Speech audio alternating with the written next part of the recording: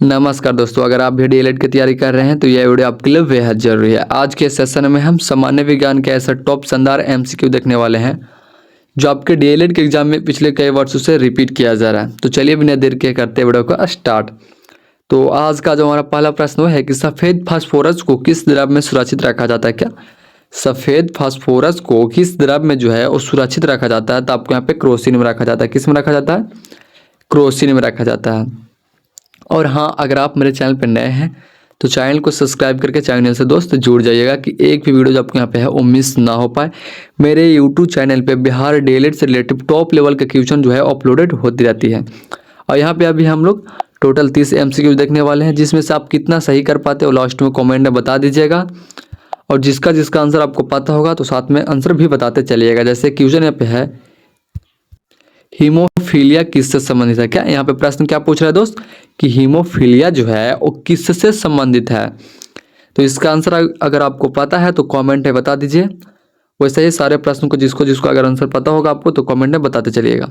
तो इसका correct answer क्या हो जाएगा दोस्त? हीमोफीलिया किससे संबंधित रोग है? तो यह रक्त से संबंधित रोग है। किससे?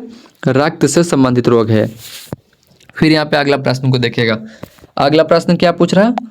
क्वेश्चन नंबर 3 है जो पूछ रहा है कि सबसे अधिक ऊर्जा किससे प्राप्त होती है? क्या सबसे अधिक ऊर्जा जो होती है वो किससे प्राप्त होती है? तो आपको यहाँ पे वसा से प्राप्त होती है। किससे दोस्त? वसा से। सबसे अधिक ऊर्जा जो है वो किससे प्राप्त होती है? तो आपको यहाँ पे वसा से प्राप्त होती है, जो आप यहाँ पे पहला ऑप्शन में देख पा रहे होंगे दोस्त। फिर यहाँ पे अगला प्रश्न को देखिएगा। अगला प्रश्न क्या बोल रहा है? किस धातु का द्रव धातु कहा जाता है? जिसको आंसर पता होगा दोस्त कमेंट में बताते चलिएगा। किस धातु को जो है वो द्रव धातु कहा जाता है? तो इसका करेक्ट आंसर जो आपको यहाँ पे हो जाएगा ए हो जाएगा, पारा को। किसको? किस धातु को जो द्रव पारा कहा जाता है? तो आपको यहाँ पे पारा को कहा जाता है। किसको कहा जाता है? तो दोस्त पारा को कहा जाता है। किस धातु को जो है वो द्रव धातु कहा जाता है? तो पारा को कहा जाता है। अगर यहाँ पे प्रश्न पूछ दे कि पारा जो है किस चीज में उपयोग होती है, तो आपको हम बता दें कि थर्मामीटर में जो है वो पारा का ही उपयोग किया जाता है। इस बात को यहाँ पे याद रखिएगा दोस्त।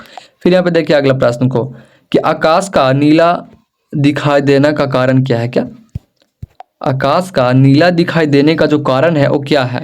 तो आपको मैं बता दूं दोस्त कि आकाश जो हमारा है वो नीला क्यों दिखाई देती है, इसका कारण क्या है? तो इसका करेक्ट आंसर आपके यहाँ पे बी हो जाएगा, प्रकीर्णन के कारण। किसके कारण दोस्त?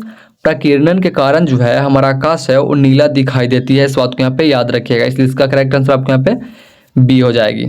फिर यहाँ पे अगला प्रश्न को देखिए। अगला प्रश्न क्या बोल रहा है कि पौधों में जल परिवहन किस ऊतक द्वारा होता है? क्या पौधों में जो जल परिवहन होती है वो किस ऊतक के द्वारा होती है? तो आपको मैं बता दूं दोस्त कि पौधों में जो जल परिवहन होती है वो आपको यहाँ पे जाइलम के द्वारा होती है। किसके द्वारा होती है? तो जाइलम के द्वारा होती है। पौधों में जो जल परिवहन होती है वो किस ऊतक के द्वारा होता है? तो जाइलम के द्वारा होता है। इस बात को यहाँ पे याद रखिएगा दोस्त। ऐसा ये प्रश्न आपके यहाँ पे डीएलएड के एग्जाम में पूछा जाता है, और ये प्रश्न भी जो है आपके यहाँ पे रिपीट किया हुआ प्रश्न है बिहार डीएलएड के एग्जाम में। बिल्कुल ही टॉप लेवल का क्वेश्चन, सारा का सारा क्वेश्चन आज के सेशन में लगा है। फुल वीडियो को वॉच करके जाइएगा।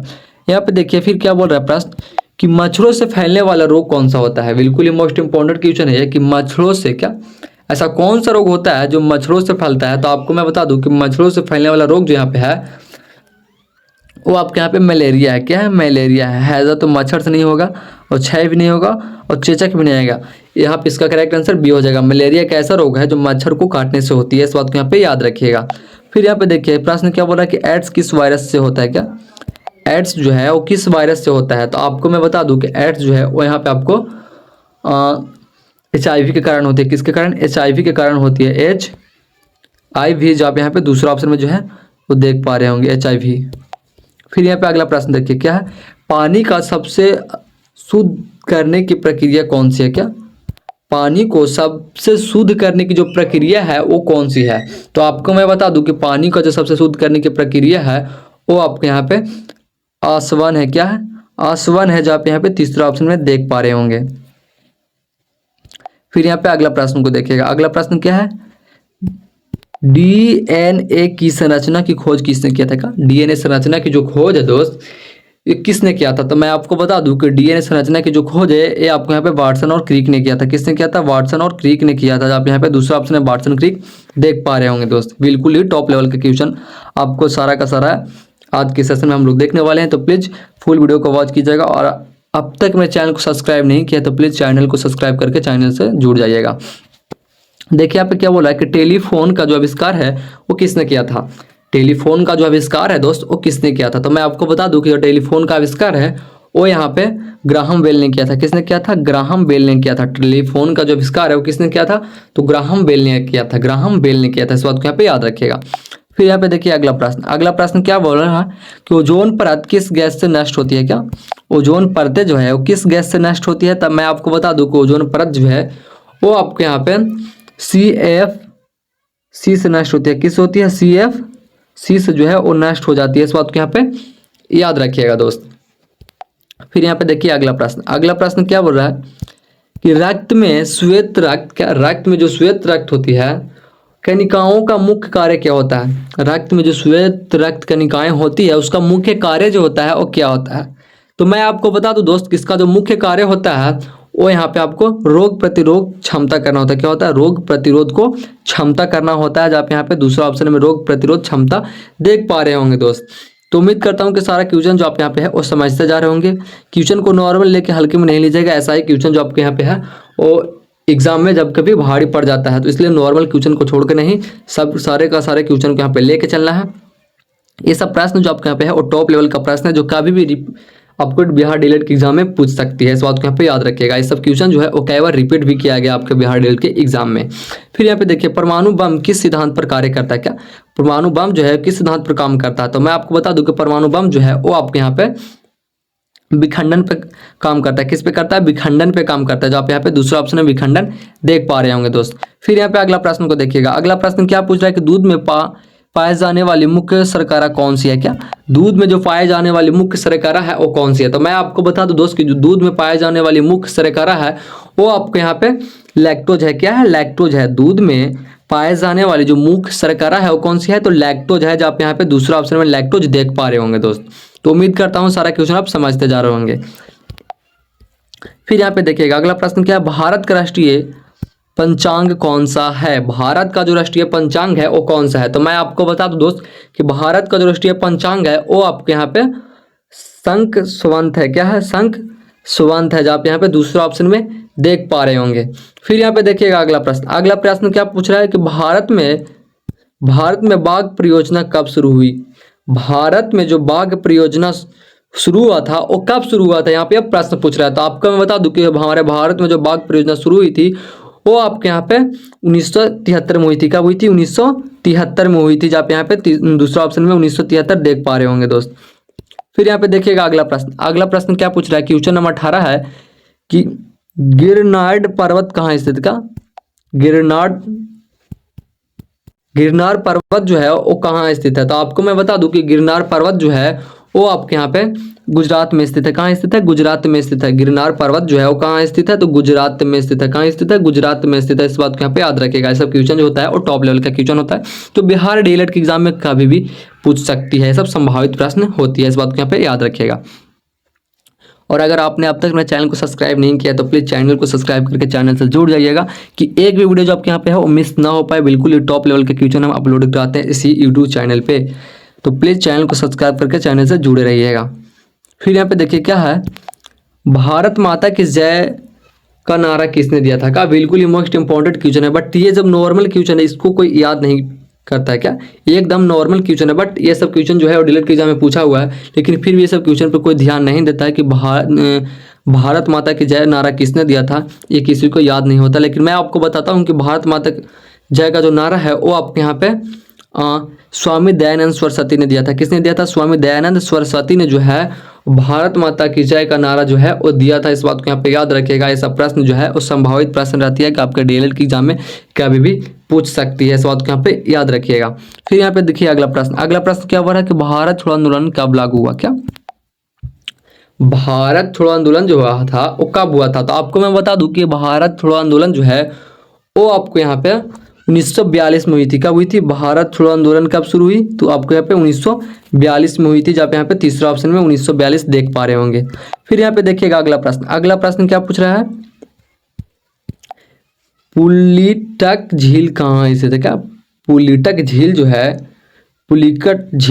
पुलिकट झील जो है दोस्त वो कहाँ स्थित है? तो आपको मैं बता दूं कि पुलिकट झील जो है वो आपके यहाँ पे आंध्र प्रदेश में, कहाँ है? आंध्र प्रदेश में है। जहाँ पे यहाँ पे दूसरा ऑप्शन में आंध्र प्रदेश देख पा रहे होंगे।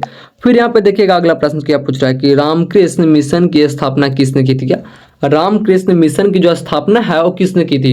तो आपको मैं बता दूं दोस्त कि रामकृष्ण मिशन की जो स्थापना है वो यहाँ पे आपको विवेकानंद ने किया था। किसने किया था, विवेकानंद ने किया था। रामकृष्ण मिशन की जो स्थापना है किसने किया था, तो आपको यहाँ पे विवेकानंद ने किया था, विवेकानंद ने किया था। इस बात को यहाँ पे याद रखिएगा। फिर यहाँ पे देखिए अगला प्रश्न क्या बोल रहा है, कुंभ मेला सबसे पहले कहाँ आयोजित हुआ था। क्या कुंभ मेला जो है वो सबसे पहले कहाँ आयोजित हुआ था। तो आपको मैं बता दूं दोस्त कि कुंभ मेला जो है वो सबसे पहले आपको यहाँ पे हरिद्वार में आयोजित हुआ था। कहाँ हुआ था, हरिद्वार में आयोजित हुआ था। ऐसा नहीं कि आपको यहाँ पे कुंभ मेला देखते आपको यहाँ पे प्रयागराज मार देना है, लेकिन प्रयागराज आपके यहाँ पे नहीं होगा। सबसे पहले जो आयोजित हुआ था वो आपके यहाँ पे हरिद्वार में हुआ था। कहाँ हुआ था, हरिद्वार में हुआ था। इस बात को यहाँ पे याद रखिएगा। फिर यहाँ पे देखिए राज्य पुनर्गठन आयोग कब बना था। राज्य पुनर्गठन आयोग जो है वो कब बना था। तो आपको मैं बता दूं दोस्त कि राज्य पुनर्गठन आयोग गठन जो है ये आपको यहाँ पे 1953 में बनी थी। कब बनी थी, 1953 में बनी थी। जो आप यहाँ पे तीसरा ऑप्शन 1953 देख पा रहे होंगे। फिर यहाँ पे देखिएगा अगला प्रश्न। अगला प्रश्न क्या पूछ रहा है कि भारत रिजर्व बैंक की स्थापना जो है कब हुई थी। भारतीय रिजर्व बैंक की जो स्थापना है दोस्त वो कब हुई थी। तो आपको मैं बता दूं कि भारत रिजर्व बैंक की जो स्थापना है वो आपके यहाँ पे 1935 में हुई थी। कब हुई थी, 1935 में हुई थी। जब यहाँ पे दूसरा ऑप्शन 1935 देख पा रहे होंगे। फिर यहाँ पे अगला प्रश्न को देखिएगा। अगला प्रश्न क्या बोला कि शांति वन किसका समाधि स्थल है। क्या शांति वन जो है वो किसका समाधि स्थल है। तो आपको मैं बता दूं कि शांति वन जो है वो आपको यहाँ पे जवाहरलाल नेहरू की समाधि है। किसका, जवाहरलाल नेहरू की, जवाहरलाल नेहरू की समाधि स्थल है। इस बात को यहाँ पे याद रखिएगा। ये भी प्रश्न टॉप लेवल का ही प्रश्न है जो आपके यहाँ पे डेली की एग्जाम में पूछा हुआ प्रश्न है। संभावित है कि इस वर्ष भी रिपीट किया जा सकता है।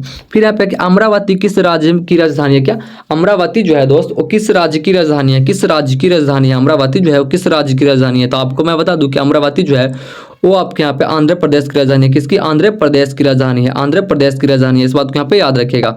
फिर यहाँ पे देखिए क्वेश्चन नंबर 28 पूछ रहा है कि पद्मावती, क्या पद्मावती किस भाषा में लिखी गई थी। क्या पद्मावती जो है वो किस भाषा में लिखी गई थी। तो आपको मैं बता दूं पद्मावती जो है ये आपको यहाँ पे अवधी भाषा में लिखी गई थी। कौन सी भाषा में लिखी गई थी, तो अवधी भाषा में लिखी गई थी। फिर यहाँ पे प्रश्न है, अगला प्रश्न है क्वेश्चन नंबर 29 है कि भारत रत्न पाने वाली पहली महिला कौन थी। क्या भारत रत्न पाने वाली जो पहली महिला थी वो कौन थी। तो आपको मैं बता दूं दोस्त कि हमारे भारत में जो भारत रत्न पाने वाली महिला थी वो आपके यहाँ पे मदर टेरेसा थी। कौन थी, मदर टेरेसा थी। नहीं, यहाँ पे आपको जो है भारत रत्न पाने वाली पहली महिला कौन थी। तो आपके यहाँ पे इंदिरा गांधी हो जाएगी। क्या हो जाएगी, इंदिरा गांधी हो जाएगी। करेक्ट आंसर इसका पे डी हो जाएगा आपका। ये आज का जो हमारा लास्ट प्रश्न है वो है कि सत्य में जयते किस उपनिषद से लिया गया है। सत्य में जयते जो है वो किस उपनिषद से लिया गया है। तो आपके यहाँ पे सत्य में जयते जो है मुंडक उपनिषद से लिया गया। किससे, मुंडक उपनिषद से लिया गया है। तो ठीक है, फिर मिलता है अगले वीडियो के साथ। तब तक के लिए जय हिंद जय भारत। अगर वीडियो अच्छा लगा तो बस एक लाइक, एक कमेंट एंड अपने दोस्तों के पास भी शेयर कर दीजिएगा दोस्त।